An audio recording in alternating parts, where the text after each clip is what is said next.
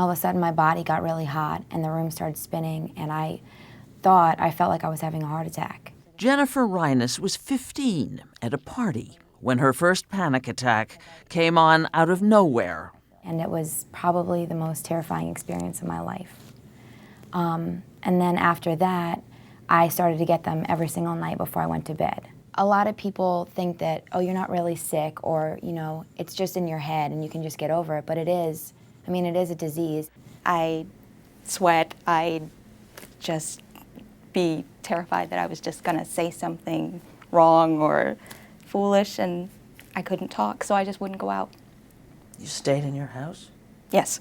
It got so bad at one point, Emily Ford spent 8 months living by herself in the Vermont woods in a cabin with no electricity. I have a fear of elevators. Stephanie McKee was maybe 3 when it started. After therapy, she can get in one now, but remembers walking up the stairs, 19 floors once, to avoid the elevator. I felt like I was drowning, like I was going to die, but I got really good at hiding it. All 3 of these young women have been struggling to overcome what they consider the living hell of their anxiety disorders. So here's the top of the head.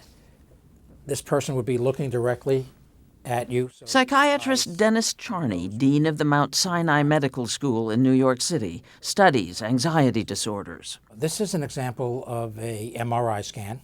It turns out the amygdala, the part of the brain that registers fear, seems to be overactive. So here, this is a scan showing actual blood flow going to the amygdala.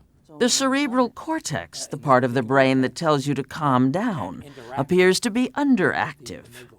For the patient, many times it's gratifying to know that it's not a weakness, that this is a brain disorder that scientists are learning more about every day, so we can develop better treatments.